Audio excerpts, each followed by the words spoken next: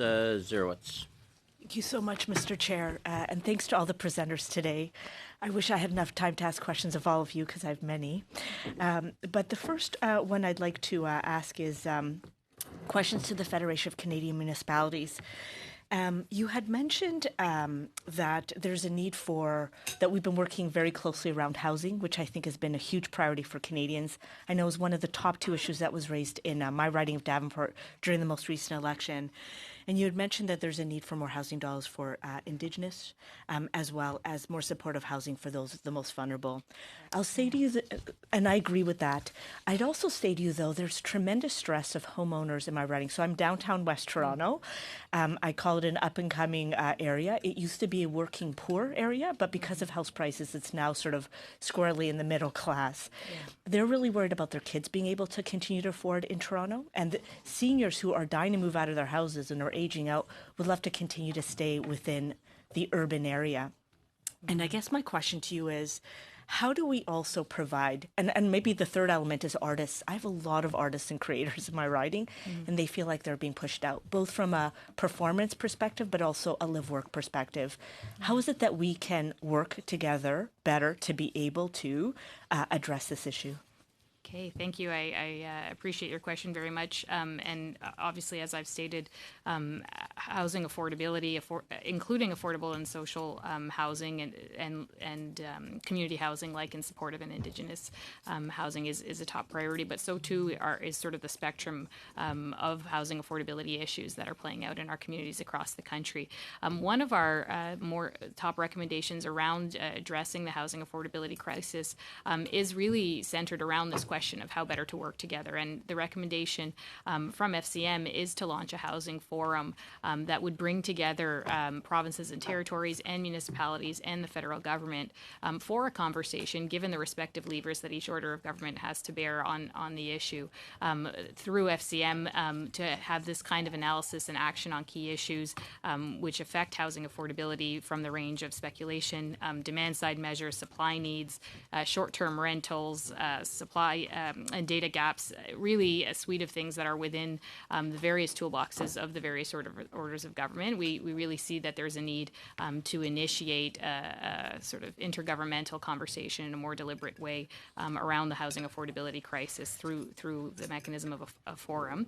We also have some specific recommendations that are really aimed again at fostering this kind of a conversation, including the development of an affordability indicator in the housing space as well. This is all the type of work that we would recommend be vetted and initiated through a sort of intergovernmental approach through a housing forum. So thank you. And I think I'm just going to point out, just because I meant to also ask about rental, just because I think that the reality is, and I know we've, as a national government over the last few years, have put a significant amount of money into trying to encourage more rental housing to be built.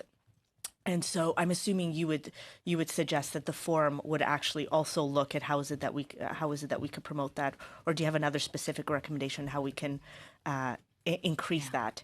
Yeah, so I think you've really rental preservation and rental construction, stimulating the rental market is from our perspective, one of the key ways to address the housing affordability crisis on an ongoing basis. And so certainly we would see this as part of the work of a forum to tackle, but we do have specific recommendations as well. Particularly, we think there's a near-term opportunity in Budget 2020 to create a market rental preservation program. And we see this as both to continue keep units in the rental housing space, in the affordable rental space in particular, but also it's an opportunity to tie this with our climate targets in a significant way, and ensure that this is geared towards and incenting landlords to repair. Sorry, Ms. Saab, I just have to cut you off just because I have one more question and I only have 45 seconds. Okay. And I'm going to ask this to Mr. Fletcher. Mr. Fletcher, yesterday we heard from Barbara Zvan, who wrote a sustainable finance report with Tiff Macklin. So it came out last year, mid-year.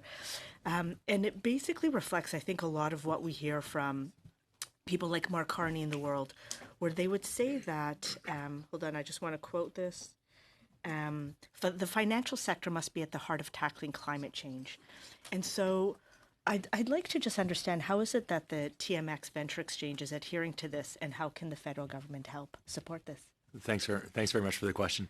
And When you look at a program like flow-through tax credits, what has been hugely efficient for the resource sector has been that companies who have a long path to commercialization and to generating revenue and a heavy amount of capital expenditures, not dissimilar to that of clean tech development or deployment.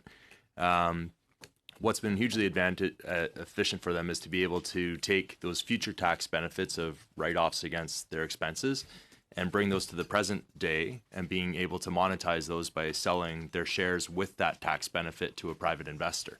In 2011, over $1.1 billion was raised by the mining sector alone in Canada, with $400 million of what we would call hard dollars. When you do a flow-through financing, you can't use any of the flow-through funds to pay for commissions or to pay for management salary. So how does that help us move towards a low-carbon economy or achieve our climate goals? When you look at what we've looked at with the flow-through share program is if you were to develop a mechanism where a company either developing clean technology could flow the expenses of developing that technology, thinking about a General Fusion or a Nano One Technologies, they're spending $100 million developing a new battery cathode, or in the case of General Fusion, a nuclear fusion reactor in Burnaby, BC. And if they could flow those expenses back to a private investor, it would unlock private investment capital.